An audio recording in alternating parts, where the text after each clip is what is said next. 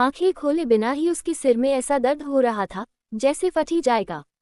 कानों के पास कोई उसका नाम बार बार फुसफुसा रहा था। उस खराश भरी आवाज से उसके पूरे शरीर में झुरझुरी सी दौड़ गई। उसे बहुत शोर लग रहा था।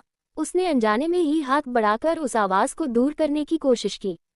पाक! एक तेज थप्पड़ की आवाज के साथ ही एक गुस्से से भरी मर्दाना चीख उसके कानों में गूंज उठी। साली, तूने हिम्मत कैसे की मुझे मारने की? अगले ही पल उसके गाल में आग सी लग गई। इतनी जोर से थप्पड़ पड़ा कि उसकी नाक से गर्म खून फट से निकल पड़ा। उसका धुंधला दिमाग अचानक साफ हो गया। उसने नाक को छुआ, उंगलियों पर चिपचिपा खून था। धीरे धीरे उसने आंखें खोलीं। सामने एक 20-21 साल का लड़का खड़ा था। कंधों तक बिखरे बाल, नंगे सीने पर पसीने की बूंदें, ढीली ढाली अंडरवियर जैसी निक्कर, एक पैर में प्लास्टिक की चप्पल और दूसरा पैर नंगे फर्श पर। चेहरा देखने में ठीक ठाक था, पर उसकी घमंडी शक्ल से साफ झलक रहा था ये कोई शरीफ आदमी नहीं। जियांग युवान के चेहरे पर एक पल को हैरानी छा गई। उसने सामने खड़े आदमी को घूर कर देखा। लियू तियानमिन, वो, क्या उसे पुलिस ने पकड़ नहीं लिया था? ये फिर यहाँ कैसे? तू पागल हो गई है क्या? ऐसे वक्त पर मरवा देगी मुझे? वो बड़बड़ाता हुआ गाली देने लगा। खुद मेरे पास आई थी और अब पवित्र बनने का नाटक कर रही है। उसके चेहरे पर घृणा की एक झलक आई। उसने थूका और फिर गाली बकता हुआ बोला, सारा मूड खराब कर दिया। ये कहते ही उसने अपनी दूसरी चप्पल खोजी और दरवाजे से बाहर निकलते हुए चिल्लाया, मैं पेशाब करके आता हूँ, जब लौटूं, अगर तू तैयार न मिली तो अंजाम बुरा होगा। जियांग युवान हक्का बक्का रह गई। उसका दिमाग सुन्न पड़ गया। ये हो क्या रहा है? वो तो मर चुकी थी, फिर जिंदा कैसे हो गई? और ये सब इतना जाना पहचाना क्यों लग रहा है? उसकी नज़र कमरे में घूमी और दीवार पर टंगी कैलेंडर पर टिक गई। अगस्त 1987, तारीख 8। उसकी आंखें फैल गईं, चेहरा सदमे से सफ़ेद पड़ गया। क्या आज वही दिन है? ये सोचते ही उसने जल्दी से बिस्तर के नीचे से अपनी प्लास्टिक की चप्पल निकाली, लड़खड़ाते हुए दरवाजे की तरफ भागी। जैसे ही दरवाजे तक पहुंची, सामने एक और आदमी से टकरा गई। साली, तू, उसकी बात पूरी भी न हुई थी कि जियांग युवान ने बिना सोचे समझे उसे धक्का दिया और सीधा उसके सीने में पैर मारकर भागी। आदमी दर्द से दोहरा होकर वहीं घुटनों के बल गिर पड़ा, पर वो मुड़कर भी नहीं देखी। वो दौड़ती रही, बस दौड़ती रही। सड़क पर भागते हुए उसके सामने के नज़ारे एक एक करके पहचाने जाने लगे। क्या सच में भगवान ने उसे दूसरा मौका दिया है, ताकि वो अपनी माँ को रोक सके? उसे नहीं पता था अभी कितना वक्त है, बस दिल में यही प्रार्थना थी, बस थोड़ा सा वक्त और हो। उसके कदम और तेज हो गए। जब वो बस स्टॉप के पास पहुंची, वहां का बोर्ड पढ़ते ही उसका दिल धक से रह गया। आखिरी बस शाम 6 बजे थी और सूरज अब डूबने ही वाला था। मतलब बस निकल चुकी होगी। उसका मन एकदम बैठ गया। ये इलाका शहर से बहुत बाहर था। उसका घर शहर में था, कम से कम 7-8 किलोमीटर दूर। जब तक पैदल पहुंचेगी, बहुत देर हो जाएगी। उसने चारों ओर नजर दौड़ाए। सिर्फ कुछ पैदल लोग थे, कोई गाड़ी नहीं। आंखों में आंसू भर आए, पर तुरंत ही उसने सिर झटका। नहीं, रोने का टाइम नहीं है। अगर यहाँ गाड़ियाँ नहीं हैं, तो आगे जरूर मिलेंगी। बस भागते रहना होगा। उसने गहरी सांस ली और फिर दौड़ पड़ी। गर्मी बहुत थी। सूरज ढलने के बावजूद हवा में लपटें सी उठ रही थी। कुछ ही देर में उसका पूरा बदन पसीने से तर हो गया, सीना जलने लगा, सांस फूल गई। पर उसके पैर रुके नहीं। दिल में एक ही जिद थी, इस बार माँ को बचाना है। पिछली जिंदगी की सारी दर्दनाक यादें उसके सामने घूमने लगी। अगर वो न होती तो माँ कभी गलती से जेंग मेजू को न मारती, सौतेले पापा जेल न जाते, और माँ ने खुदकुशी भी न की होती। सब उसकी वजह से हुआ। उसने ही अपना घर बर्बाद कर दिया। सोचते सोचते उसके आंसू फिर बहने लगे, पर उसने उन्हें भी पोंछ दिया। रोने से कुछ नहीं होगा। ताक बचा, दौड़ पर लगा। सूरज और नीचे ढलने लगा। उसका दम फूल रहा था, पर उसके दिल में उम्मीद थी, शहर में रिक्शा टेम्पो मिल ही जाएगा। इस सोच ने उसे और तेज भागने की ताक दी। एक मोड़ पर पहुंचकर उसने सोचा, किधर जाऊं? फिर खुद से बोली, सीधे भीड़ वाले इलाके में भागूंगी तो गाड़ी जल्दी मिलेगी। उसने पैर मोड़े और सीधी तरफ भागी। तभी पीछे से मोटरसाइकिल की गरजती आवाज आई। वो रुककर मुड़ी भी नहीं, क्योंकि अब पल भर का भी समय बर्बाद करना उसके लिए जानलेवा था। चैप्टर 2, किसी की जान बचाना 7 मंजिला पगोडा बनाने से बेहतर है। पीछे से आ रही मोटरसाइकिल दाएं मुड़ने वाली थी, लेकिन उसने उम्मीद नहीं की थी कि जियांग युवान अचानक दिशा बदल देगी। मोटरसाइकिल वाला आदमी अचानक चौंक गया। हेलमेट के नीचे उसकी आंखें थोड़ी तनी और उसने सामने खड़ी नाजुक सी लड़की को देखा। उसने दोनों हाथों से हैंडल पकड़ा, दाहिने हाथ से ब्रेक दबाया और बाएं पैर से जमीन को थपथपाया। हालांकि उसकी प्रतिक्रिया बहुत तेज थी और मोटरसाइकिल धीरे धीरे रुकने लगी, फिर भी दोनों के बीच की दूरी बहुत कम हो गई थी। और जैसे ही वह जियांग युआन के पास से गुजरा, उसने उसे हल्का सा धक्का दे दिया। जियांग युआन जमीन पर गिर पड़ी। उसकी कमर और पीछे का हिस्सा दर्द से कराह रहे थे। मोटरसाइकिल भी जोर की आवाज के साथ गिर गई। जियांग युआन अपनी चोट की परवाह किए बिना जल्दी से उठ खड़ी हुई और चमकती आंखों से मोटरसाइकिल की ओर देखने लगी। उसने आदमी से कहा, सब मेरी गलती है। मैं मोटरसाइकिल का नुकसान भर दूंगी, लेकिन मेरे पास अभी पैसे नहीं हैं। मेरा घर स्टील फैक्ट्री के परिसर में है। अगर आप मुझे वहां छोड़ दें, मैं बाद में आपको पूरा भुगतान कर दूंगी। बात करते हुए उसने आदमी की मोटरसाइकिल की तरफ भी झांक लिया। यह एक इम्पोर्टेड सुजुकी किंग थी, जिसकी कीमत दसियों हजारों में थी। अगर आदमी कैजुअली कीमत पूछ दे तो शायद उसके पास इतने पैसे नहीं होंगे, लेकिन अब सबसे पहले घर पहुंचना जरूरी था और भुगतान की बात बाद में करेंगे। जब आदमी ने सुना कि घर स्टील फैक्ट्री के परिसर में है, उसका चेहरा एक पल के लिए सुन्न सा हो गया। फिर उसने उसे ऊपर से नीचे तक देखा। उसने उसके भुगतान की बात पर ध्यान नहीं दिया, लेकिन उसकी चिंता करते हुए बोला, तुम ठीक हो? आदमी की आवाज़ बहुत ही शांत और गर्म लग रही थी और उसकी मंदारिन बिल्कुल साफ और मधुर थी। शब्द सीधे और गोल थे, जैसे गर्म धूप की तरह, सुनने में बहुत आरामदायक। तुम ठीक नहीं लग रही हो।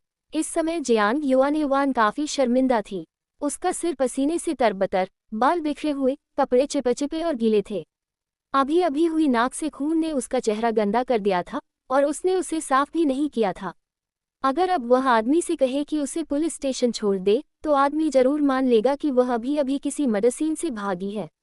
मैं तुम्हें पहले अस्पताल ले जाऊंगा, आदमी ने आवाज उठाई। जियांग युआन उसकी चोट की परवाह किए बिना उत्सुकतापूर्वक सिर हिलाए। ये सब मेरी गलती है, आप मुझे भेज दे, मैं बाद में भरपाई कर दूंगी। आदमी ने देखा कि वह जिद कर रही है, तो उसने और कुछ नहीं कहा। उसने बस अपनी मोटरसाइकिल उठाए और बोला, छोड़ो, कोई बात नहीं, आगे से चलते समय ध्यान रखना। और जैसे ही उसने कहा, उसने अपने लंबे और नाजुक पैरों को उठाया और वो मोटरसाइकिल पर चढ़ गया। लेकिन जैसे ही उसकी सीट पर बैठा, उसे पीछे की सीट धंसती हुई लगी।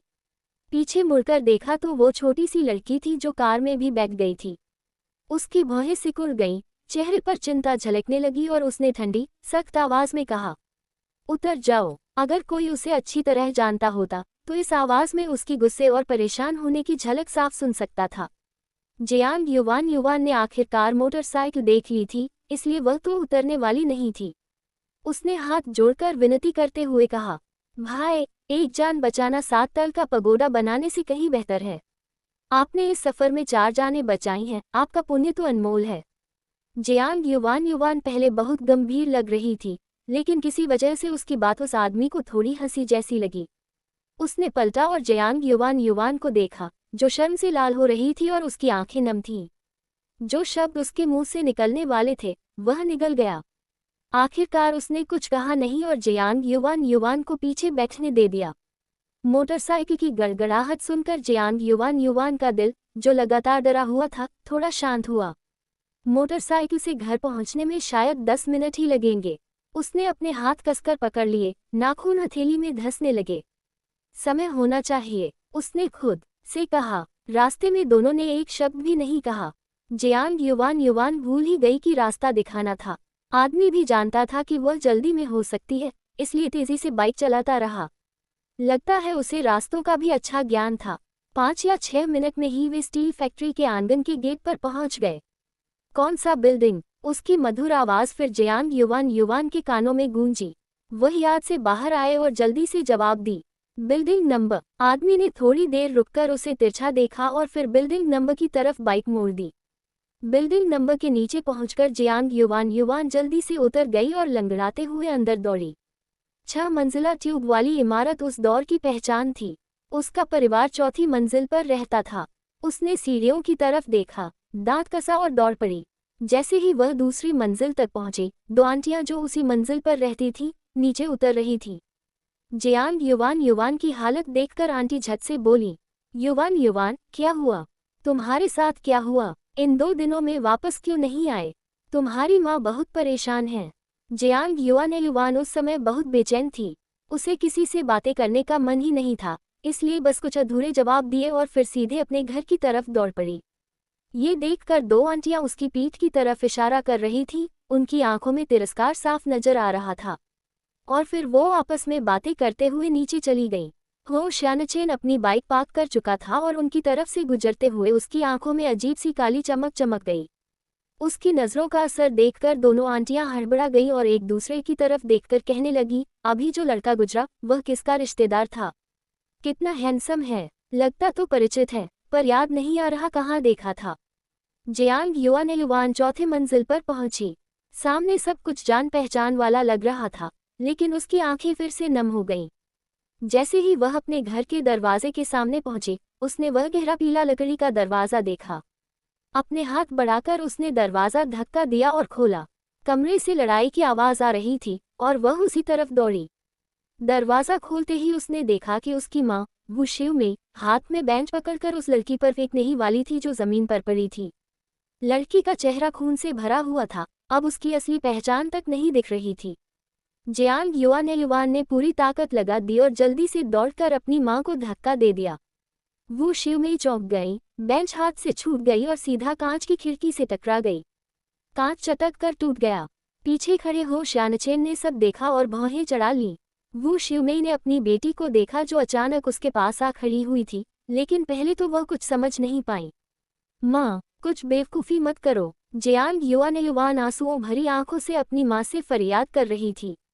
जो माँ जमीन पर पड़ी थी, उसने उसकी आवाज़ सुनी, फिर जल्दी से अपनी बेटी के पास रेंग कर आए, उसे गले लगा लिया और कहा, युवान, बस तुम ठीक हो, यही काफ़ी है। माँ की बाहों में खुद को डालते ही जियांग युवान रुक नहीं पाए और बहते आंसुओं के साथ रो पड़ी। चैप्टर 3 जगह। जियांग युवान के पास अपनी माँ से कुछ कहने का टाइम ही नहीं था। उसने ज़ेग माइझू को जमीन पर पड़ा देखा, जल्दी से अपना चेहरा साफ किया और बार बार कहने लगी, माँ, हमें माइझू को तुरंत अस्पताल ले जाना होगा। इतना कहते ही वो झुकी और माइझू को उठाने की कोशिश करने लगी, लेकिन जैसे ही उसने हाथ बढ़ाया, उसकी ताकत नहीं थी उसे उठाने की। इसी बीच हुओ श्यानचेन एक कदम आगे बढ़ा और अपना हाथ बढ़ाकर माइझू को उठा लिया। जियांग युवान थोड़ी देर के लिए हैरान रह गई, फिर उसकी तरफ देखकर समझी कि सामने वाला वही आदमी है जिसने उसे पहले घर वापस लाया था और मुआवजा देने पर भी राजी हुआ था, लेकिन वह अब तक उस बात को भूल गई थी। सॉरी, मैं जल्दी में थी और आपका काम भूल गई। देखो आपकी कार कहाँ डैमेज हुई है, मैं कीमत के हिसाब से कॉम्पेंसेट कर दूंगी। जियांग युवान बोली, लेकिन हो श्यानचेन ने उसका जवाब नहीं दिया। उसने जोर से पूछा, इसे स्टाफ हॉस्पिटल भेज दूं? मैं अभी वहीं जा रहा था, इसे मेरे साथ ले जाऊं? जियांग युवान कुछ कह पाती उससे पहले ही उसने माइझू को उठा लिया और सीधे दरवाजे की ओर चल दिया। युवान ने उसके पीछे देखा, बोलने का मौका तक नहीं मिला, तो बस उसके पीछे पीछे चल पड़ी। ये हलचल बस 3 से 5 मिनट की थी। ओवूजी में, जो कि उसकी माँ थी, को कुछ समझ में आने से पहले ही उसकी बेटी ने बाहर खींच लिया। नीचे उतरते ही उन्होंने माइझू की माँ को अपनी बेटी की तलाश करते हुए देखा। पूरा परिवार जानता था कि ज़ेग माइझू और जियांग युवान हमेशा साथ रहते थे। एक को ढूंढो तो दूसरा भी मिल जाएगा। अपनी बेटी स्कूल के बाद घर नहीं आई थी, इसलिए ज़ेग की माँ उसे ढूंढने आई थी। जब उसने हुओ श्यानचेन के पीछे माइझू को देखा और सिर पर खून के दाग देखे तो उसका रंग उड़ गया। वो दौड़ते हुए सामने आए और जांचने लगी। युवान, माइझू को क्या हुआ? अपनी बेटी को बेहोश देख ज़ेग की माँ इतनी घबरा गई कि उसके पैर लड़खड़ाने लगे और वो गिर ही जाती। जियांग युवान सच छुपाने का इरादा नहीं रखती थी, लेकिन इतनी जल्दी में ये समय किसी चीज़ की व्याख्या करने का नहीं था। इसलिए उसने जल्दी से कहा, आंटी हूँ, मैं बाद में सब कुछ समझाऊंगी। अभी सबसे ज़रूरी है कि माइझू को अस्पताल पहुंचाया जाए। ज़ेग की माँ होश में आए और तुरंत हाँ कह दी। हुओ श्यानचेन मोटरसाइकिल पर चढ़ा और माइझू को स्टील फैक्ट्री वर्कर्स के अस्पताल ले गया। युवान ने अपनी साइकिल उठाई। माँ, मैं पहले अस्पताल पहुंचती हूँ, आप और आंटी होन बाद में आ जाए। इतना कहकर वो साइकिल पर बैठ गई। स्टाफ अस्पताल उनके घर से ज़्यादा दूर नहीं था और 10 मिनट से थोड़े ज़्यादा समय में युवान वहां पहुंच गई। गाड़ी लॉक करने की फिक्र छोड़कर वो सीधा इमरजेंसी रूम की ओर दौड़ी। जब वो इमरजेंसी रूम पहुंची तो देखा हो श्यानचेन बाहर खड़े इंतजार कर रहे थे। कैसा है? डॉक्टर ने क्या कहा? हो श्यानचेन ने उसे देखा, हल्का सिर हिलाया और कहा, अभी पता नहीं, डॉक्टर अंदर जांच कर रहे हैं। जियांग युवान बहुत नर्वस हो गई और लगातार इधर उधर चलने लगी। इसे देखकर हो श्यानचेन ने कहा, ज्यादा सीरियस प्रॉब्लम नहीं होगी। लेकिन युवान ने उसकी बात पर ध्यान नहीं दिया और लगातार चलती रही। एक नर्स बाहर आए और उसे भी खून से लथपथ देख फिक्र में पूछी, बच्ची, तुम्हें कहाँ चोट लगी है? आओ, मैं तुम्हारी मदद करती हूँ। जियांग युवान जल्दी से सिर हिलाए, नहीं, मैं ठीक हूँ। नर्स ने देखा कि वो अजीब तरह से व्यवहार कर रही है तो उसने और ध्यान नहीं दिया। हो श्यानचेन कुछ सेकंड के लिए चुप रहा, फिर उससे बोला, तुम अभी ठीक नहीं लग रही। डॉक्टर का चेकअप थोड़ी देर में होगा, तुम बाथरूम जाओ और अपना चेहरा पोंछ लो। उसकी बात सुनकर जियांग युवान हल्का सा सिर हिलाए और बाथरूम की तरफ बढ़ गई। दर्पण में खुद को देखकर उसे एहसास हुआ कि वो कितनी बेहाल लग रही थी। कोई हैरानी नहीं कि नर्स भी अब उसे नहीं झेल पाई। उसने अपना चेहरा धोया, खून के धब्बे साफ किए और मॉप पूल के किनारे बैठ गई। दिमाग थोड़ा घबरा सा गया था। अभी तक उसने सब कुछ सहकर एक सांस में रखा। अब जैसे ही राहत मिली, उसे लगा जैसे शरीर की हर हड्डी टूट गई हो। अगर अभी उसे एक बिस्तर मिल जाए तो वो तुरंत सो जाएगी। जैसे ही ये ख्याल आया, उसे एक हल्का सा वजनलेसनेस महसूस हुआ और फिर बेहोश हो गई। जब वो जागी तो खुद को एक नर्म बिस्तर पर पड़ा पाया। वो चौंकी, जैसे कोई मछली सीधे खड़ी हो और कूद पड़े। ये जगह क्या है? ये तो किसी अस्पताल के वार्ड जैसी नहीं लग रही। क्या मैंने अभी अभी अस्पताल की पब्लिक टॉयलेट इस्तेमाल की थी? तो अब मैं यहाँ कैसे? जैसे ही ये ख्याल आया, फिर से वही वेटलेसनेस महसूस हुई और सामने का नज़ारा बदल गया। वो अस्पताल के बाथरूम में फिर से थी। उसे थोड़ा विश्वास नहीं हुआ। उसने सोचा कि शायद दिमाग भ्रमित है, इसलिए ये सपना सा लग रहा है। लेकिन बार बार के अनुभव ने ये साफ कर दिया कि ये कोई भ्रम नहीं है। जब तक कोई उस बाथरूम में नहीं आया, वो दूसरी जगह में नहीं आई। जैसे ही कोई अंदर आया, वो फिर से एक छोटी सी कमरा में आ गई। कमरे में सिर्फ एक बिस्तर था। कमरे से बाहर निकली, सिर्फ छोटी आंगन में थी, बाकी जगह खुला मैदान। गहरी सांस ली और महसूस हुआ कि इस खुले मैदान की हवा में इतनी ताकत है कि अगर और एक सांस लूं तो लगता है जिंदगी के कुछ साल और मिल सकते हैं। आंगन में सिर्फ एक कुआं और यह छोटी सी घर थी। कुआं के अंदर झांकते ही देखा कि पानी अभी भी है। थोड़ी प्यास लगी तो बाल्टी से पानी भरकर पी लिया। पानी मधुर और हल्का मीठा था। गले से नीचे उतरते ही अंदर तक ताजगी फैल गई। पेट में थोड़ी ठंडक सी महसूस हुई। उसके बाद ऐसा लगा जैसे पूरे शरीर के सारे रोम खुल गए हों। हल्का सा तैरता हुआ एहसास हुआ और पूरे शरीर में अजीब सा आराम था। यहाँ तक कि चोट लगी जगह भी अब इतनी दुखती नहीं थी। अपने हाथ में लिए कुएं के पानी की तरफ देखते हुए उसका चेहरा अजीब सा हो गया। ये कुएं का पानी कुछ अलग सा लग रहा है, उसने मन ही मन सोचा। लेकिन कुछ समझ नहीं आया कि इसमें कोई खास बात क्या है। बस वह कमरे की तरफ लौट गई। कमरा लगभग 10 स्क्वायर मीटर का था और उसमें केवल एक ही बिस्तर था। बहुत खाली खाली सा लग रहा था। इतने बड़े कमरे में न तो कोई मेज थी न कुर्सियां। ये थोड़ा अजीब लगा। जैसे ही यह ख्याल उसके दिमाग में आया, कमरे में हवा से अचानक मेज और कुर्सियों का सेट प्रकट हो गया। उसकी खुशी का ठिकाना नहीं रहा। क्या ये जगह सच में मेरी हर इच्छा पूरी कर सकती है? उसने सोचा, अगर पैसे भी ऐसी ही कहीं से निकल आते तो वह तो करोड़पति बन जाती। और इतनी खूबसूरत चीजें। इस ख्याल के साथ उसने अपने दिमाग में नोटों की तस्वीर बनाने की कोशिश की। लेकिन चाहे कितनी भी कोशिश की, उसने एक भी पैसा नहीं देखा। हंसते हुए उसने खुद से कहा, पागल हो गई हूँ शायद, ऐसे सपनों में मत उलझो। शायद ये सब उसके मन की ही बनाई कल्पना है, ये भी हो सकता है। जैसा कि उसने सोचा, ज़ेगमेजू अभी भी इमरजेंसी में है, इसलिए उसने ज़्यादा देर रुकी नहीं और बाहर जाने की तैयारी की। बाहर जाने से पहले अचानक उसकी आंखों के सामने तेज रोशनी हुई और फिर उसके सामने बड़े बड़े अक्षर उभर आए। खोया हुआ ये स्थान केवल उन्हीं को दिया जाता है जिनकी तकदीर में है। चैप्टर 4। जियांग युवान ने जैसे ही ध्यान से देखा तो पाया कि वो बड़े बड़े शब्द गायब हो चुके थे और उनकी जगह कुछ छोटी छोटी पंक्तियां लिखी थीं। स्पेस अपग्रेड पूरा करने पर आपको एक रैंडम खजाना मिलेगा। सारे अपग्रेड पूरा करने के बाद आप स्पेस के मालिक हमेशा के लिए बन सकते हैं। कुछ ही देर में ये छोटी लाइनें भी गायब हो गईं।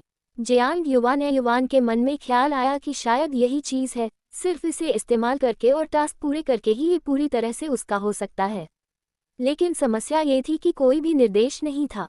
वह नहीं जानती थी कि इस स्पेस को अपग्रेड कैसे किया जाए। क्या शायद खाली जगह को खेती करके, पौधे लगाकर स्पेस को अपग्रेड किया जा सकता है? वो थोड़ी देर के लिए इस बात पर सोचती रही, लेकिन जल्दी ही उसने फैसला किया कि ज़्यादा समय इसी स्पेस में नहीं बिताना है। उसने बाहर कदम रखा। आपातकालीन कक्ष में वापस ज़ेग मेजू अभी भी बाहर नहीं आई थी।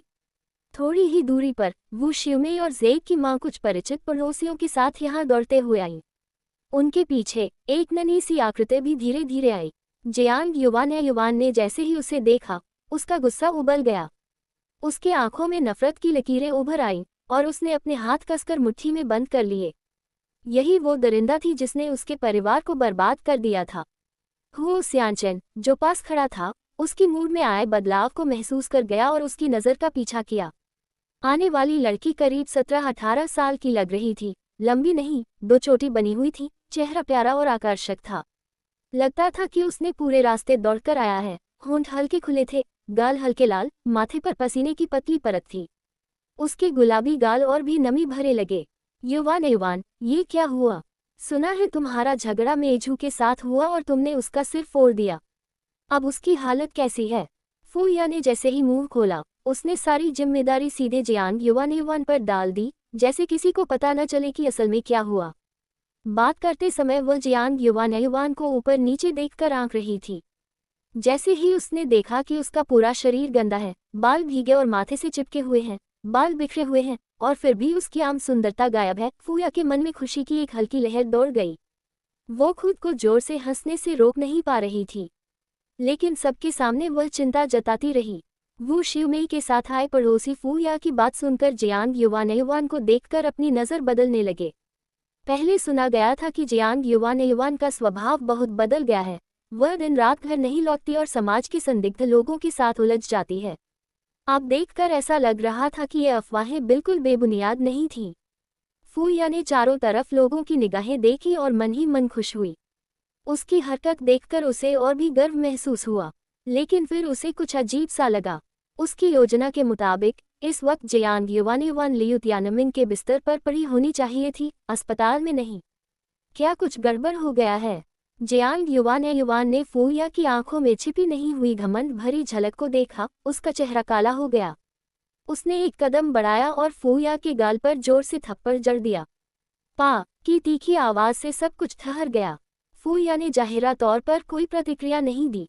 उसने अपने हाथ से गाल छुआ और हैरानी से जियांग युवान को देखा। तुमने मुझे मारा? जियांग युवान ने कोई जवाब नहीं दिया, लेकिन उसने चारों तरफ देखा और कोने में रखी पोछा उठाया और फूया की तरफ फेंक दिया। फूया ने कभी सोचा भी नहीं था कि जियांग युवान इतनी अलग इंसान बन सकती है, और अगर वह असहमत हुई तो लड़ सकती है। पोछा उसके शरीर से टकराया और बहुत दर्द हुआ, जलन जैसी पीड़ा। वह एक तेज चीख निकाली और लगातार बचते हुए पीछे हटने लगी, कोशिश करती रही कि जियांग युवान के वारों से खुद को बचा सके। अचानक उसकी नज़र हु शियांचेन पर पड़ी, जो दीवार से टिका हुआ था, हाथ बगल में मोड़े हुए। हु शियांचेन इतना हॉट और स्टाइलिश लग रहा था कि साधारण सफ़ेद शर्ट और काले पैंट में भी वह भीड़ में अलग दिख रहा था। फूया ने आंखें घुमाई और सीधे हु शियांचेन के पास दौड़ गई, उसके पीछे छिप गई, एक हाथ से उसके कपड़े पकड़े हुए और चेहरा दुखी सा बनाकर बोली, युवान, तुम्हें मुझसे क्या हुआ? मैंने तुम्हें नाराज़ क्यों किया? फिर उसने शिकायत भरे अंदाज में कहा, तुमने मुझे इतना बुरा मारा। हु शियांचेन ने उसकी पकड़ती हुई हाथ की तरफ देखा और बिना भाव दिखाए कहा, छोड़ो। फूया कुछ पल के लिए चौंकी, फिर अपनी भीगी हुई आंखें उठाईं, होंठ तने और हु शियांचेन को ऐसे मासूम और दुखी रूप में देखा कि किसी को भी उसे बचाने का मन करने लगे। फूया इस मासूमियत का बहुत अच्छा इस्तेमाल करती थी। ऐसे वक्त में दूसरों की दया जीतना उसके लिए आसान था, लेकिन ये तरीका इस आदमी पर कोई असर नहीं कर रहा था। हु शियांचेन ने उसके हाथ से कपड़े खींच लिए और जियांग युवान के पीछे खड़े हो गए। जियांग युवान ने तिरस्कार भरी हंसी दी, पोछा उठाया और फूया पर वार करना जारी रखा। फूया चीख कर दर्द बर्दाश्त कर रही थी, उसके हाथ भी मारे जाने से लाल हो गए।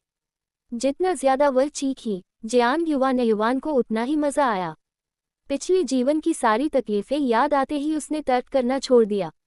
पोछा फेंककर वह आगे बढ़ी और फू या की गर्दन पकड़ ली, कसकर, जोर से, पूरा शरीर झकझोर कर। फू या की आंखें फैल गईं, चेहरा लाल हो गया, सांस लेने में मुश्किल हो रही थी। वह लगातार जियांग युवान के हाथ पर थपथपाती रही। जियांग युवान उसे देखकर केवल खुशी महसूस कर रही थी और हाथ और ज्यादा जोर से कस गए। सब ये देखकर चौंक गए थे, कोई समझ ही नहीं पाया कि क्या हो रहा है। हु श्यानचेन, जो पास खड़े थे, ने तुरंत देखा कि जियांग युवान का हाल सही नहीं है। पहले उन्होंने सोचा कि वह केवल डराने की कोशिश कर रही है, लेकिन जब उन्होंने देखा कि फू या मरते मरते हैं, तो समझ गए कि जियांग युवान गंभीर है। फौरन वह उसके पास पहुंचे, उसका हाथ पकड़ा और उसे रोक दिया। जियांग युवान की आंखें लाल थीं। उसने उसका साइड में देखकर खौफ आवाज में कहा, छोड़ो। हु श्यानचेन ने उसे देखा, उसके दिल की धड़कन एक पल के लिए थम गई और उसकी भौहें थोड़ी सिकुड़ गईं। उसकी आंखों में जो नफरत थी, वो किसी भयानक आत्मा जैसी लग रही थी, जैसे नरक से कोई शैतान निकलकर उसकी जान लेने आया हो। इतनी सुंदर दिखने वाली छोटी लड़की में इतनी गहरी दुश्मनी। हु श्यानचेन ने अपने गर्म हाथ जियांग युवान के हाथों पर रख दिए और धीरे से कहा, तेरी जान के लिए इसे करना वाकई सही नहीं है। लेकिन युवान का दिमाग पहले ही पागल हो चुका था। उस आवाज को सुनकर उसके दिमाग में झुनझुना सा हुआ और उसे समझ में आया, सही है, फूया की सस्ती जान के लिए अपनी कीमती जान गंवाना सही नहीं है। उसने फूया को देखा, जो अब उसके गले में हाथ पड़ते ही दम घुटते हुए रह गया था। कितनी भी नफरत क्यों न थी, युवान ने अपने हाथ छोड़ दिए। तभी पड़ोसी समझे और आगे बढ़कर दोनों को अलग किया। जियांग युवान की हालत देखकर सब थोड़े डरे हुए थे। ये लड़की अब कैसी हो गई है? फूया, जो लोगों के पीछे छिपी थी, हौस आवाज में बोली और हाथ से गर्दन ढकते हुए आंसू बहाने लगी। युवान, तुम मेरे साथ ऐसा क्यों कर रही हो? लेकिन युवान के चेहरे पर एक तंज भरी मुस्कान थी। फूया हमेशा नाटक करती थी। पहले वो खुद को बेवकूफ समझती थी और अपनी सुंदरता के दम पर सबको बहकाती थी। आज जो हुआ, वो सब फूया की चालाकी का नतीजा था। फूया की इतनी बुरी हालत देखकर पड़ोसी स्वाभाविक रूप से उसके साथ खड़े हो गए और उसे घूरकर देखने लगे। युवान, चाहे तुम कितनी भी गुस्से में हो, लेकिन किसी को ऐसे मत मारो। देखो इसका हाथ, कैसी पिटाई की। वू शिवमेई, जो वहीं खड़ी थी, जल्दी से आगे बढ़ी और अपनी बेटी की रक्षा करने लगी। युवान बिना वजह किसी को नहीं मारती, इसमें जरूर कोई वजह होगी। वू शिवमेई हमेशा ऐसी रहती थी। चाहे जियांग युवान कुछ भी करे, वो उसे हमेशा सही ठहराती थी और गलती दूसरों की मान लेती थी। लेकिन युवान ने हल्का सा ससाई किया, वू शिवमेई की बातों की ओर ध्यान नहीं दिया। उसने सीधे फूया की ओर देखा और कहा, तुम ठीक जानती हो कि मेरी माँ मुझे लेकर सबसे ज्यादा परेशान रहती है, फिर भी उसके सामने अफवाहें क्यों फैलाईं और उसे मीजू को चोट पहुंचाने के लिए कैसे उकसाया? ऐसे लोगों के सामने सीधे सच बोलना ही सबसे अच्छा होता है, ताकि वो फिर कोई चाल न चला सके। चैप्टर 5, भयंकर नफरत। जैंग युवान की बात सुनते ही सभी की निगाहें फूया की तरफ घूम गईं। उनके चेहरे पर हैरानी साफ झलक रही थी। फूया, तुम्हारे बारे में हमने जो सोचा था, क्या वो सब झूठ था? कोई चुपचाप पूछ बैठा। फूया के चेहरे पर थोड़ी देर के लिए पछतावे की झलक आई, लेकिन तुरंत ही गायब हो गई। उसने दुख भरे स्वर में कहा, युवान, तुम ये क्या कह रही हो? मुझ पर ये इल्जाम कैसे? उसकी आंखों में झूठा गम झलक रहा था। उसने हड़बड़ाते हुए कहा, मैंने तो बस तुम्हारे और मीजू के झगड़े की बात सुनी थी, सोचा तुमसे मिलने आ जाऊं। पर अब तुम मुझे ही दोष दे रही हो। सच में मैंने तुम्हें गलत समझ लिया। और फिर गुस्से में पलट कर जाने ही वाली थी। वह महसूस कर रही थी कि युवान अभी उसे मार ही डालने वाली थी। जल्दी निकलना ही बेहतर था, लेकिन उससे पहले कि वह 2 कदम आगे बढ़ाती, युवान ने उसे रोक लिया। अगर आज सच्चाई नहीं बताओगी, तो यहाँ से जाने की भी सोच मत रखना। फूया के चेहरे पर झुंझलाहट साफ थी। वह युवान को धक्का देने के लिए हाथ बढ़ा रही थी, लेकिन उसकी मम्मी वू शिवमेई ने पहले ही उसका हाथ पकड़ लिया। वू शिवमेई ने अपने पति को बहुत जल्दी खो दिया था। उसकी सास ने उसे जिम्मेदार ठहराया और माँ बेटी को घर से निकाल दिया। युवान को अकेले बड़ा करना आसान नहीं था, इसलिए उसने अपनी बेटी को हमेशा सबसे ऊपर रखा। युवान उसके लिए सब कुछ थी। वू शिवमेई ने फूया का हाथ कसकर पकड़ते हुए कहा, फूया, मेरी बेटी युवान पर हाथ कैसे उठा सकती हो? युआन ने जल्दी से अपनी मम्मी को शांत किया। मम्मी, मैं ठीक हूँ, इतनी घबराओ मत। फिर उसने ठंडी आवाज में फूया की तरफ देखा। क्या तुम हिम्मत करती हो सबके सामने आज जो हुआ वो बताने की? फूया के चेहरे पर फिर से थोड़ी सी झिझक आई, लेकिन उसने तानों के साथ कहा, मुझे क्या पता तुम्हारे परिवार के साथ क्या हुआ। युआन ने ठहाका मारा। ठीक है, अगर तुम नहीं बोलोगी तो मैं सबको बताती हूँ। युआन और जेग मीजुजू का जन्म और पालन पोषण एक स्टील फैक्ट्री में हुआ था। स्कूल से लेकर हाई स्कूल तक दोनों एक ही क्लास में पढ़ी और उनकी दोस्ती गहरी थी। मीजुजू की पढ़ाई इतनी खास नहीं थी, लेकिन उसकी हाइट और सुंदरता ने उसे सबकी नज़रों में खास बना दिया। युआन उतनी खूबसूरत नहीं थी, लेकिन उसकी पढ़ाई हमेशा टॉप 3 में रहती थी। फूया दूसरे स्कूल से ट्रांसफ़र हुई थी। शुरुआत में दोनों अच्छे दोस्त नहीं थी, लेकिन अक्सर साथ में खेलती रहती थी। फूया के पेरेंट्स जल्दी मर गए थे। उसका अंकल स्टील फैक्ट्री में काम करता था। उसका घर भी फैक्ट्री ने दिया था। उसकी दादी उसे अपने घर ले गई, इसलिए कहा जा सकता है कि उसका पालन पोषण उसके अंकल ने ही किया। शायद माता पिता की कमी और खुद को बचपन से ही अच्छा दिखाने की आदत के कारण फूया को कभी किसी ने परेशान नहीं किया। शुरुआत में सब ठीक था। जब फूया के पास खाने या कपड़े नहीं होते, मीजुजू और युआन उसे अपना खाना और नए कपड़े देती थी। लेकिन हाई स्कूल में सब बदल गया। कहते हैं न, हर लड़की में बसंत आता है। फूया और मीजुजू दोनों उसी लड़के के प्यार में पड़ गईं। मीजुजू का दिल बड़ा था, पर फूया, उसकी चालाकी और सुंदरता ने धीरे धीरे सबका ध्यान अपनी ओर खींच लिया। और यहीं से उनकी दोस्ती में दरार आने लगी। फूया के मुकाबले, जो थोड़ी छोटी और तुच्छ थी, वह लड़की स्वाभाविक ही ज्यादा प्यारी लगती थी, और वो लड़के के साथ स्वाभाविक ही अच्छी लगती थी। यही से फूया ने चुपके से उनकी जान लेने की ठानी। बाहर से तो वह दिखावा करती कि नाराज नहीं है और अभी भी उनके साथ दोस्ती निभा रही है, लेकिन अंदर ही अंदर वह परिवार के आंगन में उनके खिलाफ अफवाहें फैलाती और उनके रिश्ते में दूरी डालती। पिछले कुछ दिनों में उनके बारे में अफवाहें पूरे परिवार में फैल गई थी। कहा जाने लगा कि जेग मेजू पढ़ाई में अच्छा नहीं है, समाज में लोगों के साथ घूमती रहती है और जयांग युआन को लेकर स्कूल छोड़कर डांस हॉल में संदिग्ध लोगों से मिलती है। यहाँ तक कि कहा गया कि दोनों रात के लिए पैसे लेकर किसी के पास रहते हैं। इस अफवाह की वजह से जेग मेजू ने उस लड़के से रिश्ता तोड़ दिया और फूया की दूरियां देखकर दोनों ने सोचा कि ये अफवाहें एक दूसरे ने फैलाई हैं, इसलिए दोनों लंबे समय तक नहीं बोले।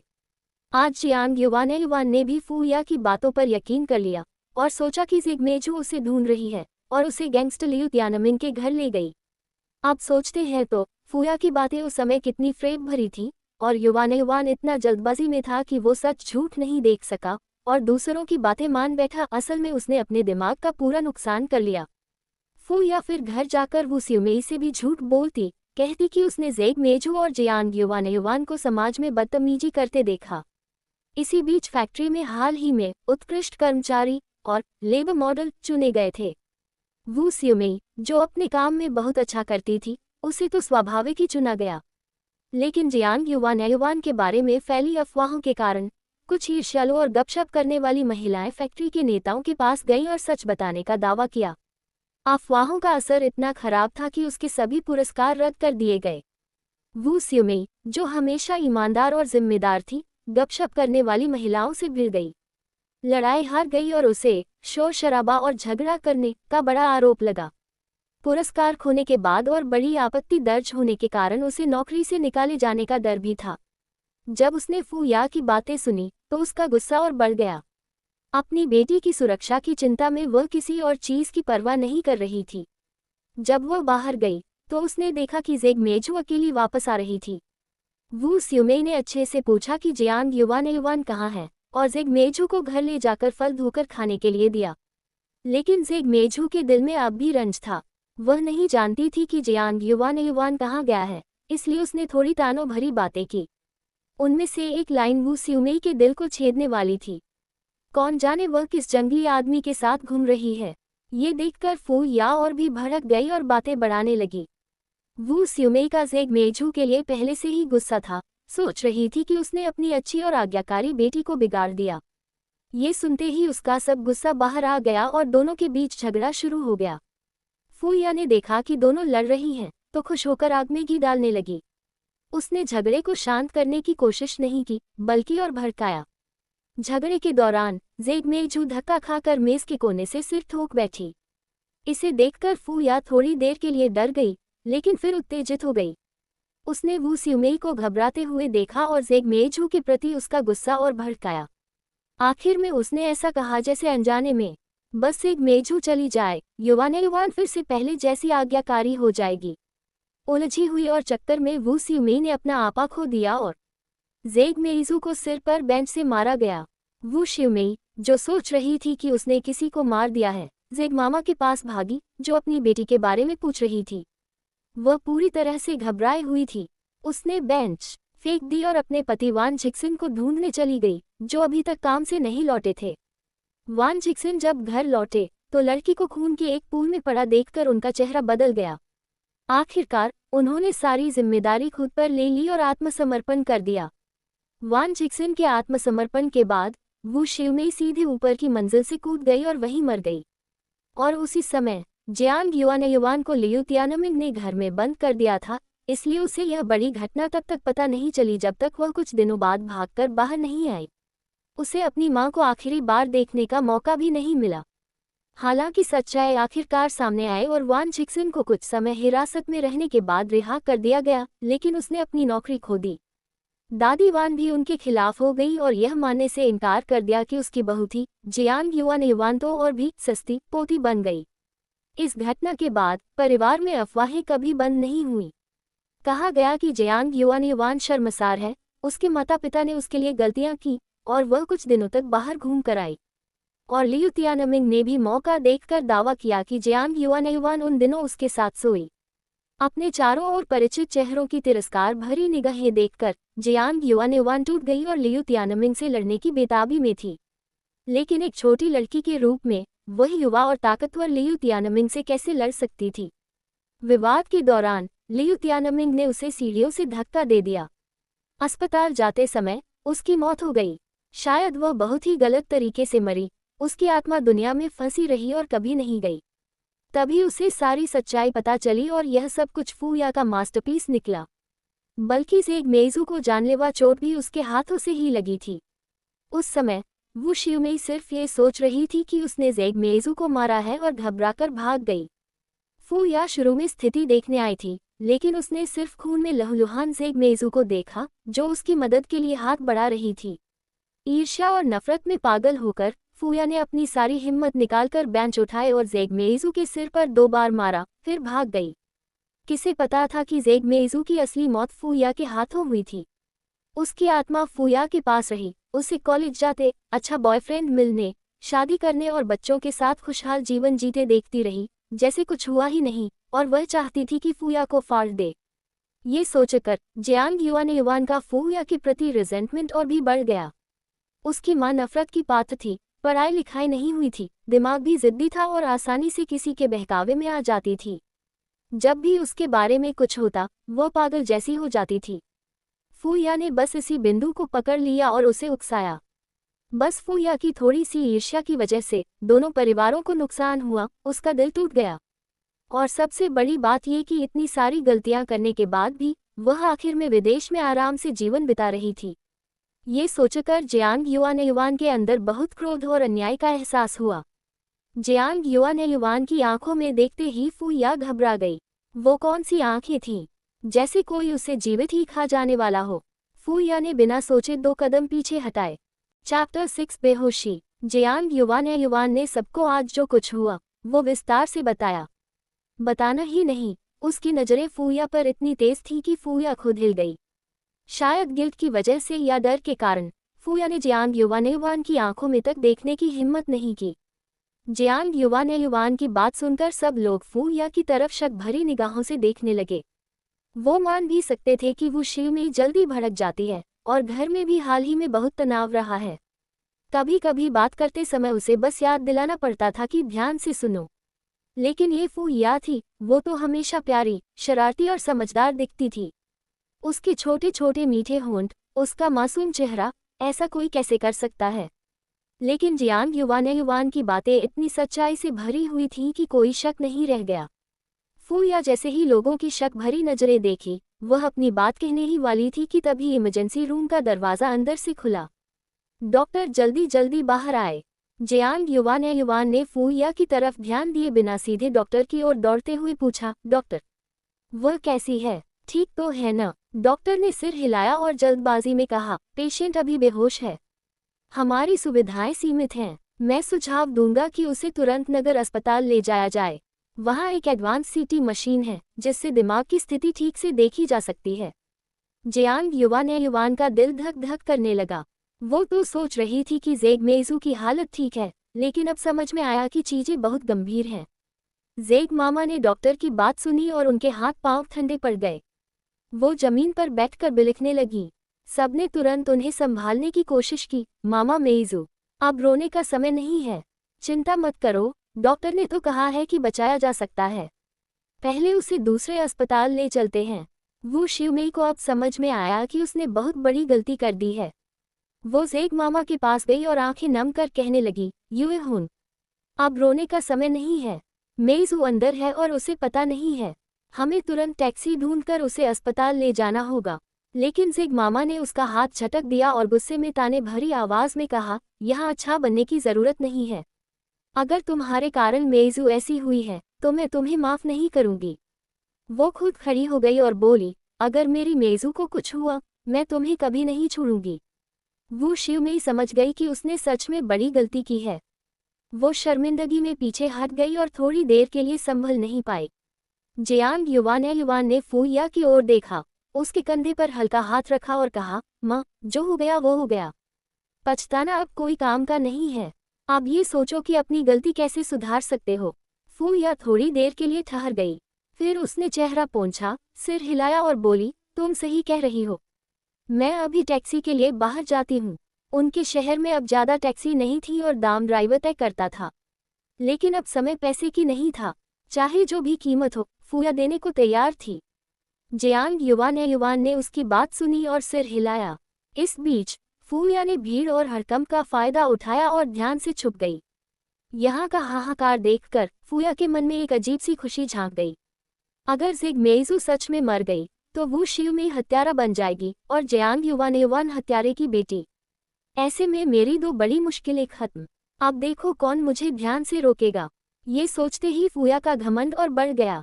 वहीं पास खड़े हुआ जियांग का दोस्त हु शियानचेन, उस लड़की के चेहरे पर छुपी सफलता की मुस्कान देखकर उसकी आंखों में अजीब सा अंधेरा चमक गया। उसने जियांग युवान की तरफ देखा, जो जेग मेइजू को बाहर निकालने के लिए संघर्ष कर रही थी, और धीरे से आह भरी। फिर वह कदम बढ़ाकर जेग मेइजू को अपने कंधे पर उठा लिया और तेज कदमों से बाहर की ओर बढ़ा। जियांग युवान ने पीछे देखकर बस हल्की रोशनी महसूस की। वह आदमी बड़ी स्ट्राइड्स में जेग मेइजू को उठाए जा रहा था। ध्यान रखना, मेइजू का दिमाग चोटिल है। जियांग युवान ने पीछे से चिल्लाया। अगर ऐसा चलता रहा तो शायद जेग मेइजू की जान भी जा सकती थी। हु शियानचेन ने शायद सुना, लेकिन ऐसा नहीं लगता कि उसने ध्यान दिया। वह अभी भी मेइजू को ऐसे ही उठाए चला जा रहा था, लेकिन उसने उसके सिर को इस तरह संभाल लिया कि हिल न सके। जियांग युवान मुंह खोलना चाह रही थी कुछ कहने के लिए, लेकिन फिर उसने मुंह बंद कर लिया। उसने जेग मामा की मदद के लिए सिर घुमाया और उनके साथ अस्पताल से बाहर निकल गई।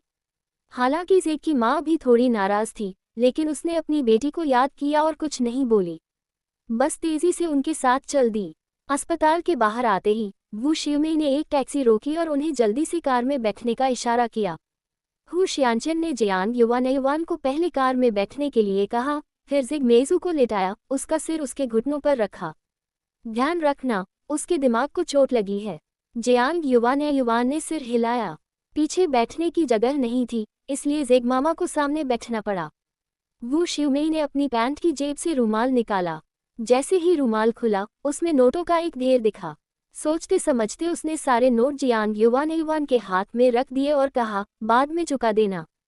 जियांग युवान ने पहले अस्पताल के दरवाजे पर फेंकी गई साइकिल पर नजर डाली, फिर वू शिवमेई की तरफ देखा। माँ, आप बाद में साइकिल से वापस आ जाना और अस्पताल में हमसे मिल लेना। बिना आपके मुझे डर लगता है। आखिरी बात कहते हुए उसकी आवाज़ थोड़ी अटक गई। वह सच में डर नहीं रही थी, बस ये सोचकर घबराई थी कि उसकी माँ पिछली जिंदगी जैसी गलती न कर दे और निराशा में कुछ ऐसा कर बैठे जो लौटाया न जा सके।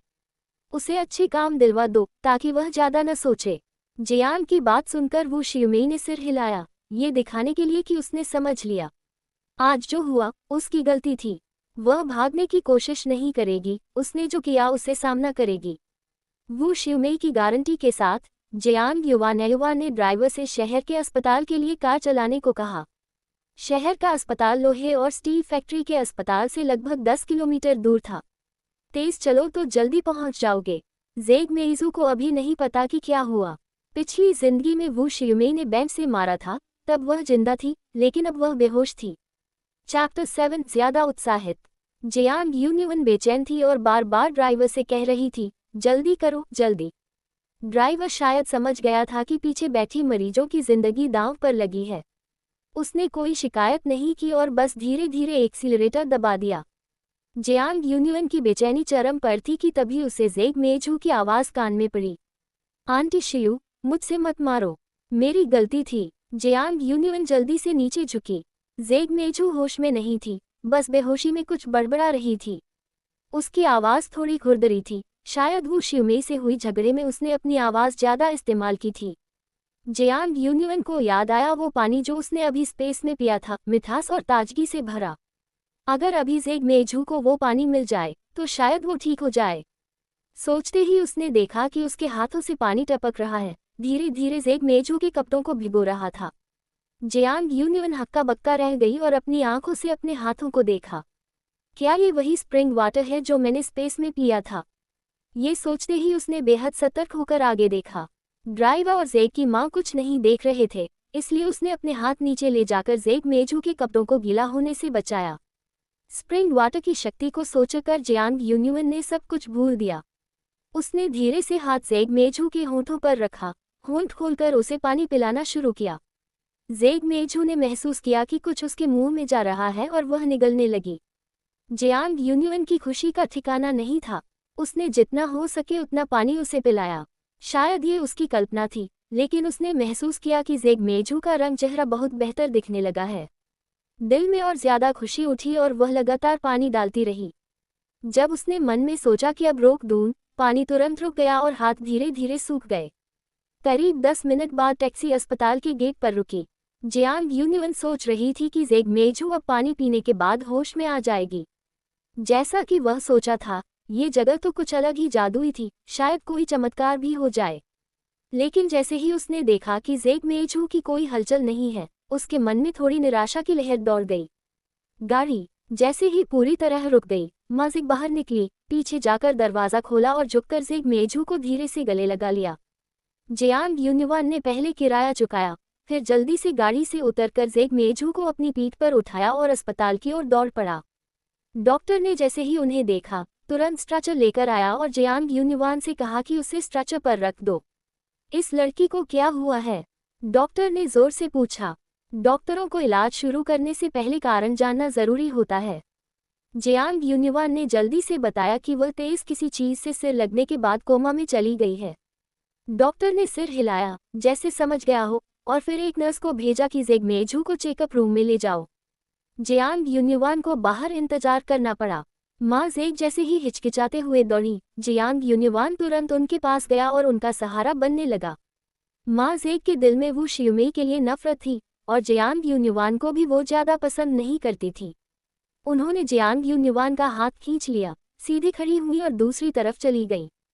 जियांग यून्युन ने होंठ ताने और सोचा, अभी उसे बस अपनी बेटी की चिंता है, इसलिए मैं परेशान नहीं करूंगा। पता नहीं उसने बाहर कितना समय बिताया, लेकिन अचानक चेकअप रूम का दरवाजा अंदर से खुला। एक नर्स बाहर आई, दोनों को देखा और पूछा, क्या आप लड़की के परिवार वाले हैं? उसे अब चेक किया जाएगा, आप पहले फीस अदा कर दीजिए। ये कहकर उसने कुछ फॉर्म जेग मां को थमा दिए। जियांग यून्युन ने जल्दी से हाथ बढ़ाया, फॉर्म लिया और बोली, आंटी होंग, आप यहीं रुके, मैं पहले फीस दे आती हूँ। कहते ही उसने जेग मां की बात सुने बिना ही बिल उठाया और टोल ऑफिस की तरफ दौड़ पड़ी। पता नहीं उसके पास पैसे हैं या नहीं, अगर नहीं तो उसे वापस दौड़कर पैसे लेने पड़ेंगे। जैसे ही वह टोल ऑफिस पहुंची और पूछा, पता चला कि कीमत उसकी उम्मीद से ज्यादा थी और वो शियुमेई ने जो पैसे दिए थे वो पर्याप्त नहीं थे। टोल कलेक्टर ने उसे देखा और उसकी हालत देखकर समझ गया कि उसके पास पैसे नहीं हैं।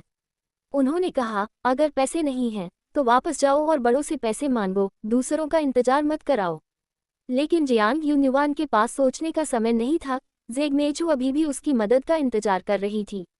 वो तुरंत मुड़ी और अस्पताल की ओर फिर से दौड़ पड़ी। जैसे ही वह अस्पताल के गेट पर पहुंची, उसने देखा वो शियुमे भी तेजी से दौड़ती हुई आ रही थी। मैंने देखा कि वो शियुमे जल्दी जल्दी इस तरफ दौड़ रही थी और उसके पीछे एक लंबा शख्स भी था। जियांग युवान के कदम थोड़े ठहर गए।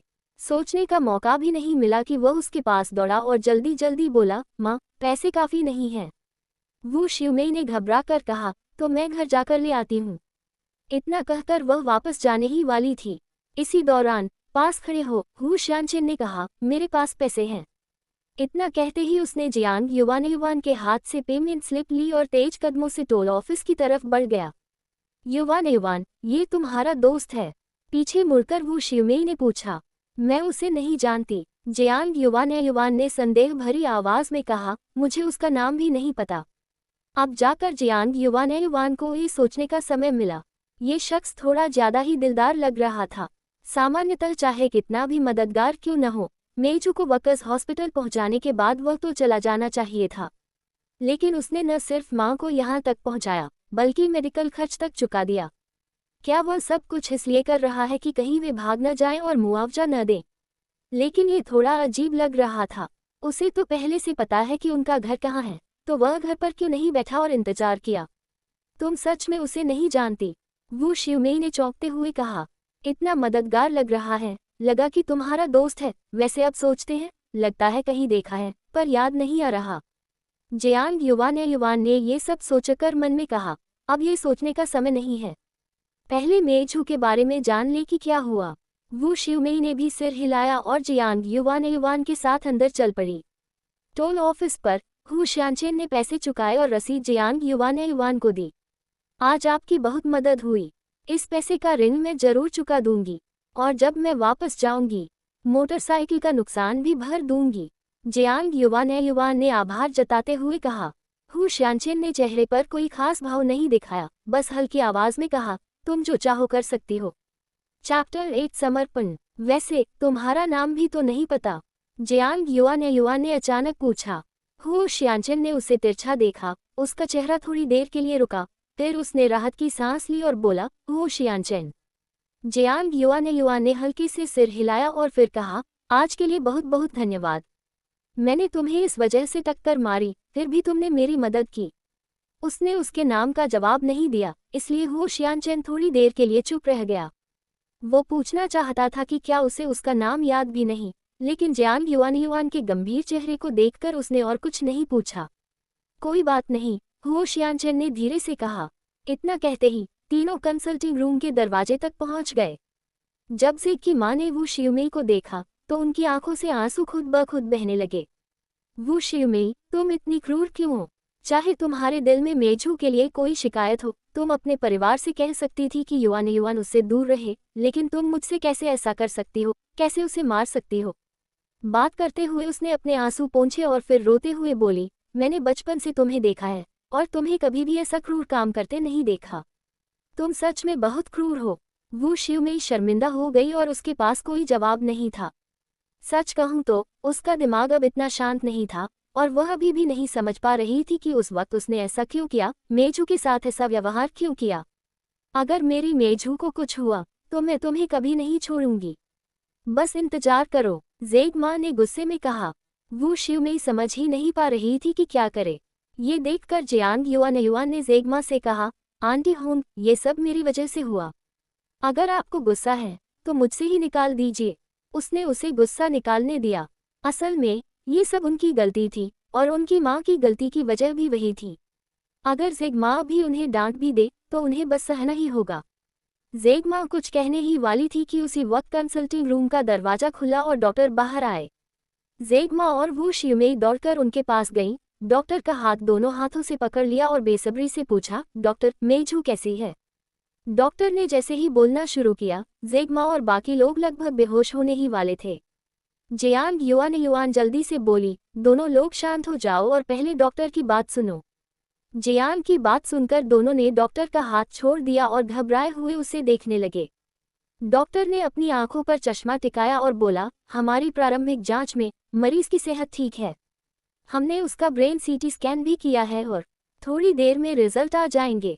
थोड़ी देर रुककर उन्होंने कहा, मरीज अब होश में है। ज़ेक की मां की आंखों में अचानक चमक आ गई और वह हैरानी से पूछी, सच में? डॉक्टर हल्के से सिर हिलाए, मरीज को वहां लॉबी में ले जाए और थोड़ी देर रुकिए। रिजल्ट आने के बाद मेरे पास आइए, तब मैं आगे की व्यवस्था कर दूंगा। ज़ेक की मां के पास डॉक्टर को धन्यवाद देने का वक्त भी नहीं था कि वह झट से कंसल्टिंग रूम में चली गई। जियांग युवान और उसकी मां ने एक दूसरे को देखा और जल्दी से उनका पीछा किया। अस्पताल के बिस्तर पर ज़ेक मेजू का रंग पहले जैसा पीला नहीं था। अपनी मां को रोते देख उसने धीरे से उन्हें शांत किया, लेकिन जैसे ही उसने वू शियुमेई को अंदर आते देखा, उसका चेहरा फिर से पीला पड़ गया और वह स्वाभाविक रूप से पीछे हट गई। ज़ेक की मां ने अपनी बेटी की प्रतिक्रिया देखी और जल्दी से सिर घुमाकर वू शियुमेई की ओर कहते हुए कहा, हम अभी तुम्हें नहीं देखना चाहते। वू शियुमेई का चेहरा गंभीर था। उसने मुंह खोला और धीरे से बोली, मेजू, मुझे माफ कर दो। ज़ेक मेजू ने उसे देखा तक नहीं, बल्कि अपनी मां के पीछे छिप गई। अगर तुम्हें सच में मेरी मेजू के लिए अफसोस है, तो पुलिस स्टेशन जाकर आत्मसमर्पण कर दो। ज़ेक की मां ने गुस्से में कहा। ज़ेक की मां के दिल में ये ख्याल था कि अगर वू शियुमेई अब खुद आत्मसमर्पण कर दे, तो यही उसके लिए और उनके लंबे रिश्ते के लिए उचित होगा, वरना वह सीधे उस पर गुस्से में उंगली उठा देती। ज़ेक की मां की बात सुनकर वू शियुमेई ने जैसे मन बना लिया और गंभीर स्वर में बोली, चाहे आप कुछ कहो या नहीं, मैं भी यही सोचती हूँ। इतना कहकर उसने और कोई जवाब सुनने का इंतजार किए बिना पलटकर बाहर चली गई। उसकी ठान लेने वाली नजरें देखकर ज़ेक की मां के पास कुछ कहने को नहीं रहा। जियांग युवान ने अपनी मां को बाहर जाते देखा, धीरे से सांस छोड़ी, लेकिन उसे रोक नहीं पाया। इस बार वह समय पर आई थी ताकि उसकी मां ज़ेक मेजू को गंभीर नुकसान पहुंचाने से रोक सके। साथ ही शुरुआत में उसने गलती से ज़ेक मेजू को धक्का दिया था, जिससे उसे चोट भी लगी थी। अगर वो शियुमेई अब खुद आत्मसमर्पण कर दे, तो शायद उसे अपराधी नहीं माना जाएगा। कभी कभी इंसान को अपनी गलती का एहसास होना चाहिए, ताकि भविष्य में वह इतनी जल्दी किसी के बहकावे में न आ जाए। जैसे ही वू शियुमेई बाहर गई, ज़ेक की मां की आंखों में थोड़ी उलझन दिखी, लेकिन उसने अपनी बेटी को गले लगाकर अपने भीतर की बेचैनी को दबा लिया। जियांग युवान ने ज़ेक मेजू की ओर देखा और धीरे से पूछा, मेजू, कैसा लग रहा है? सिर अभी भी दर्द कर रहा है। ज़ेक मेजू ने उसे घूरा, लेकिन जवाब देने का मन नहीं किया। देखते ही देखते ज़ेक की मां ने जियांग युवान से कहा, यहाँ अब कुछ नहीं होने वाला, तुम पहले घर वापस जाओ। उसकी आवाज़ अब पहले जैसी गर्मजोशी नहीं रही, बहुत ही ठंडी और कड़क लग रही थी। जियांग युवान ने धीरे से कहा, मैं टेस्ट के रिजल्ट का इंतजार करूंगी। ये सुनकर ज़ेक की मां ने कुछ नहीं कहा, बस एक लाइन फेंकी, जो तुम्हारा मन कहे। जियांग युवान कंसल्टिंग रूम के बाहर बेंच पर बैठ गई और अपना चेहरा अपने घुटनों के बीच दबा लिया। वहीं सामने बैठा हुआ हु शियाचेन उसे देख रहा था। उसकी आंखों में हल्की सी झिलमिल थी, और जैसे ही वो कुछ बोलने ही वाला था, उसने देखा कि थोड़ी दूर से कुछ लोग तेजी से उसकी तरफ आ रहे हैं। उनमें से अगुआ वान छिक्सिन ने जियांग युवान को बेंच पर बैठा देखकर दूसरों से कहा, वो वही है। जियांग युवान ने अपने ससुर की आवाज़ सुनी और सिर उठाकर उनकी ओर देखा।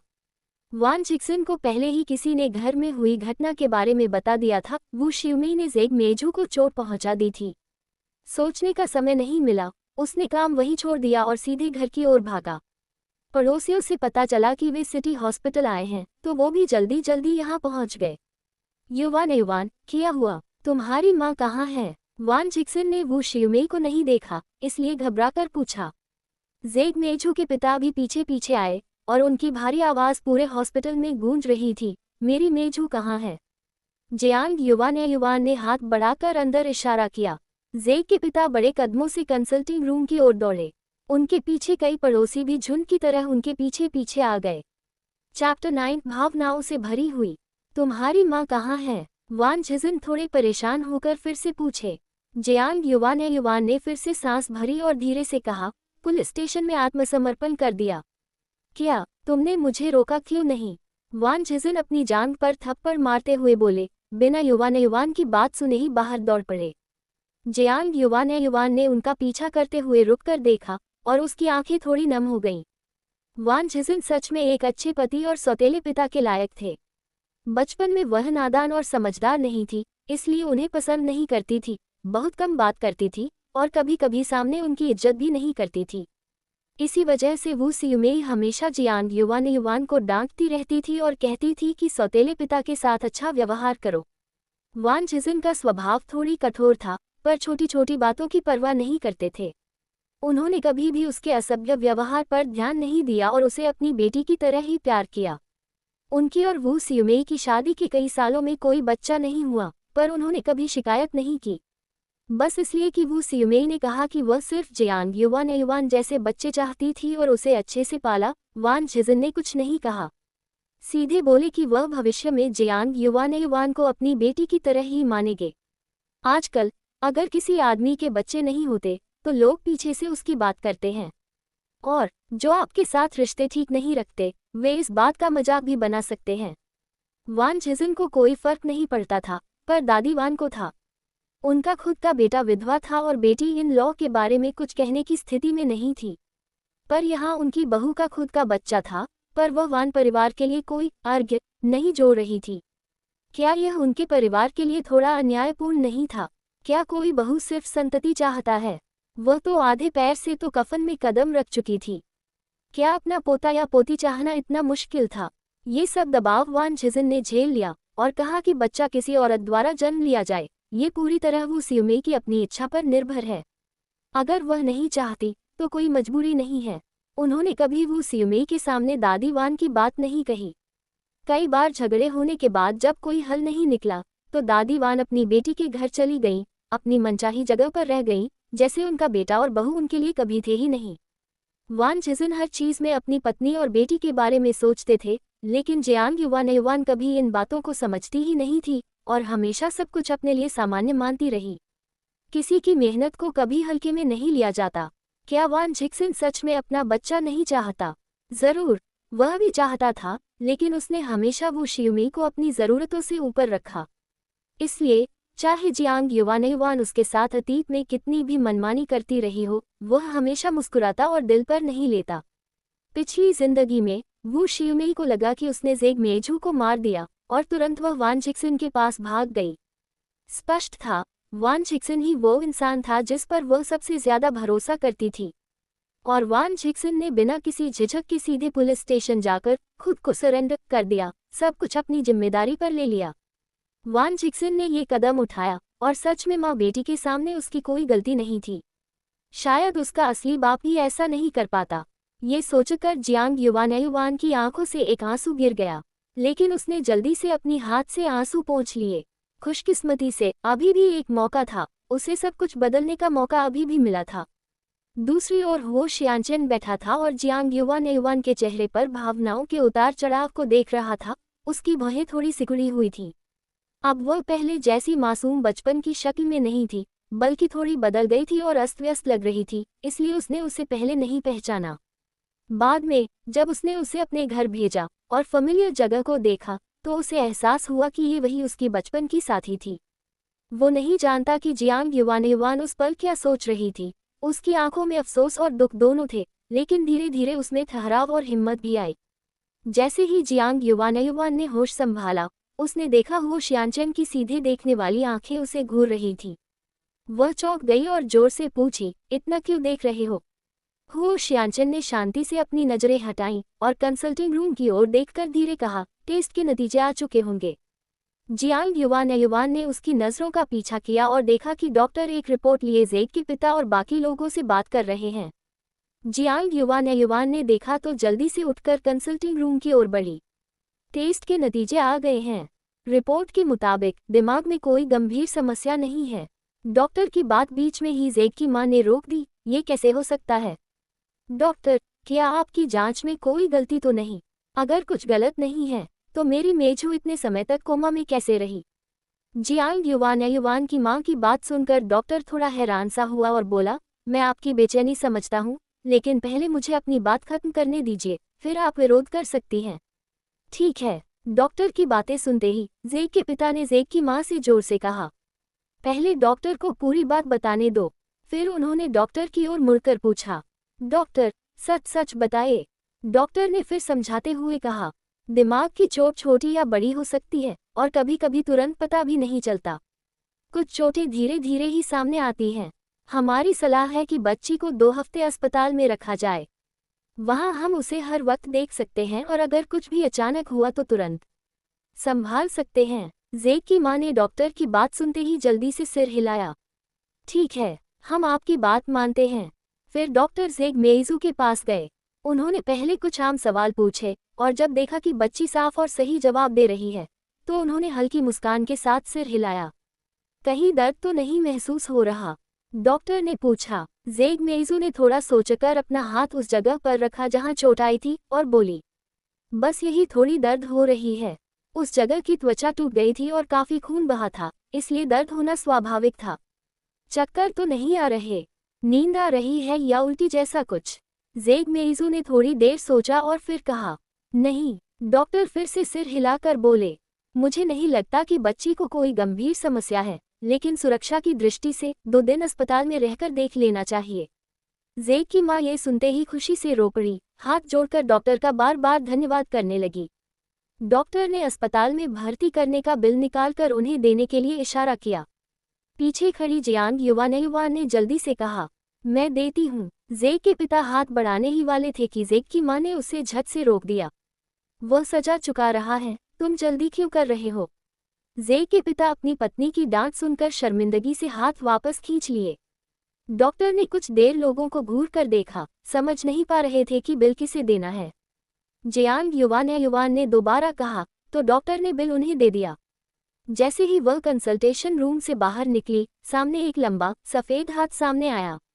ऊपर देखने पर देखा कि हुओ श्यानचेन हल्की मुस्कान के साथ उनके सामने खड़ा था और बोला, पैसे पर्याप्त नहीं लाए, छोड़ दो, मैं देख लूँगा।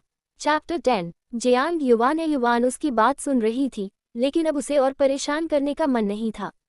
बस बोली, आज के लिए बस इतना ही काफ़ी है, बाकी मैं खुद देख लूँगी। आज उसने सच में उसकी बहुत मदद की थी। अगर वह और परेशान करती, तो उसे खुद ही थोड़ा बुरा लगता। वो थोड़ी देर बाद बाहर जाएगी, किसी रिक्शा वाले को बुलाकर घर से पैसे लाने के लिए भेजेगी और जल्दी ही वापस यहाँ आ जाएगी। हुओ श्यानचेन उसकी तरफ स्थिर निगाहों से देखने लगा, कुछ नहीं कहा, बस हाथ बढ़ाया और उसके हाथ से पेमेंट की पर्ची ले ली। फिर सीधे भुगतान कार्यालय की तरफ चल पड़ा। उसकी ये हरकत इतनी तेज थी कि जियांग युवान को खुद को संभालने का समय भी नहीं मिला। जब उसे समझ आया, तो वह कई मीटर दूर जा चुका था। जियांग युवान को मजबूरी में दौड़कर उसके पास जाना पड़ा। हुओ श्यानचेन के पास पहुंचकर उसने उसका साइड प्रोफाइल देखा, सच में बहुत अच्छा लग रहा था। उसने मुंह खोला और जो शब्द उसके मन में बहुत दिन से भरे थे, वो बस 2 शब्द बनकर निकल पाए, धन्यवाद। बाकी उसे कुछ नहीं सूझा, बस इतना लगा कि सामने वाला अजनबी सच में बहुत अच्छा इंसान है। अगर ऐसा कुछ बाहर होता, तो वह कभी भी ऐसे मदद नहीं करती। बस धन्यवाद बोलना ही काफ़ी नहीं है। कुछ देर की चुप्पी के बाद हुओ श्यानचेन ने कहा। जियांग युवान थोड़ी देर के लिए स्तब्ध रह गई, लगा जैसे उसने गलत सुना हो, और जोर से पूछ बैठी, आपने क्या कहा? हुओ श्यानचेन फिर उसकी तरफ देखा और उनकी निगाहें टकरा गईं। इसी पल जियांग युवान को अचानक लगा कि सामने वाला इंसान उसे कहीं से बहुत जाना पहचाना सा लग रहा है। उसने अपने आप से पूछ ही लिया, क्या मैंने आपको कहीं देखा है? हुओ श्यानचेन ने उसकी बात सुनी और होठों के कोने पर हल्की सी मुस्कान आ गई, फिर नजरें चुरा ली। दिल तो कठोर नहीं था, कम से कम उसे परिचित होने का एहसास हो रहा था। उसने उसका सवाल सीधे जवाब नहीं दिया, बस पहले की बात पूरी करते हुए बोला, जब ये सब निपट जाएगा, तो क्या मुझे एक बार खाने पर बुलाओगी, मेरी मदद के बदले में? जियांग युवान के दिल में अजीब सा हलचल उठ गई। क्या सच में वह सामने वाले आदमी को जानती है? लेकिन उसने उसके नाम को बार बार अपने दिमाग में दोहराया, फिर भी याद नहीं आया कि नाम कहाँ सुना था। कुछ हुओ नाम के लोग उसने जान लिए थे, लेकिन इस नाम का कोई नहीं। जियांग युवान खुद को याद नहीं कर पाए, तो हुओ श्यानचेन ने उसे और परेशान नहीं किया। बस कहा, पहले जाकर फीस जमा कर दो। जियांग युवान हल्के से सिर हिलाकर उनके साथ पेमेंट ऑफिस चली गई। पैसा अदा करने के बाद दोनों रसीद लेकर कंसल्टेशन रूम में पहुंचे और रसीद डॉक्टर को दी। डॉक्टर ने रसीद लेकर ज़ेक माइझू के लिए वार्ड का इंतजाम किया। इस बीच ज़ेक का परिवार जियांग युवान से एक शब्द तक नहीं बोला, जैसे वह वहाँ ही नहीं थी। जियांग युवान को ये कुछ अजीब नहीं लगा। उसने बस देखा कि ज़ेक के पिता ज़ेक माइझू को लेकर इनपेशेंट डिपार्टमेंट की ओर बढ़ रहे हैं। जैसे ही वह उनका पीछा करने ही वाली थी, पीछे से वू शिवमेई की आवाज़ सुनाई दी। उसने सिर घुमाया और पीछे देखा। वू शिवमेई 2 पुलिस वालों के साथ उसके सामने आ रही थी। माँ, जियांग युवान ने बुलाया। जेक की माँ ने भी वू शिवमेई और पुलिस वालों को देखा और रुक गई। सोचना भी मत कि मैं तुम्हें माफ़ कर दूंगी अगर तुम पुलिस वालों को बुलाओ, जेक की माँ ने गंभीर चेहरे से कहा। वू शिवमेई ने अपने होंठ दबाए और धीरे से कहा, यूहोंग, मैं माफ़ी नहीं मांग रही, क्योंकि जो गलती मैंने की उसके लिए मुझे ही जिम्मेदारी उठानी होगी। वान झिजन उनके पीछे खड़ा थोड़ी हिचकिचाहट में कुछ नहीं बोला। वू शिवमेई की बात सुनकर जेक की माँ ने और कुछ नहीं कहा, बस हल्का सा फूंक मारते हुए आगे बढ़ गई और उसे नज़रअंदाज कर दिया। इसी देखकर पुलिस जल्दी से पीछे चल दिए और जेक माँ से कहा, दीदी, हमने आपकी बेटी की सरेंडर नोटिस ली है और यहाँ उसके हालात जानने आए हैं। आपकी बेटी कहाँ है? क्या वो जाग गई है? क्या हम उसे देख सकते हैं? हालांकि जेक की माँ वू शिवमेई को अच्छी नज़र से नहीं देख रही थी, फिर भी उसने पुलिस के प्रति अच्छा रवैया दिखाया। उसने धीरे से सिर हिलाया, जैसे बताना कि जेक माइजू जाग गई है और उन्हें मिलने की अनुमति है। हालांकि डॉक्टर ने कहा है कि उसने सिर में चोट लगी है, इसलिए उसे ज़्यादा चलना फिरना नहीं चाहिए। ज़्यादा शोर वाला माहौल ठीक नहीं है, बस थोड़ी बातें कर लो और फिर चले जाओ। ये सुनकर दोनों पुलिस वालों ने समझदारी से सिर हिलाया। इसके बाद वे जेक माँ के पीछे इनपेशेंट डिपार्टमेंट की ओर चल दिए। वू शिवमेई भी उनका पीछा करती हुई आगे बढ़ गई। जैसे ही वह जाने ही वाली थी, वान झिजन ने सहज रूप से उसका हाथ पकड़ लिया। शिवमेई, वू शिवमेई रुक गई, उस पर नजर डाली और जल्दी से अपना हाथ खींच लिया। मैं समझ चुकी हूँ, मेरी गलती है और मुझे उसका सामना करना ही होगा। फिर वह जियांग युवान की ओर मुड़ी और धीरे से बोली, अगर माँ सच में जेल चली गई तो तुम्हें अंकल वान की बातों को ध्यान से सुनना होगा। खुद से मनमानी मत करना, किसी गलत लोगों के साथ मत घूमना। स्कूल के बाद जल्दी घर आना, बड़ों की चिंता मत करना, समझी? जियांग युवान की आंखें नम हो गईं और दिल में एक अजीब सा दर्द घुल गया। लेकिन उसने अपनी मां को ये नहीं बताया कि उसकी अभी की स्थिति सिर्फ एक सामान्य सार्वजनिक सुरक्षा की सजा तक ही सीमित है। कोई गंभीर अपराध नहीं हुआ है, जेल जाने की जरूरत नहीं है।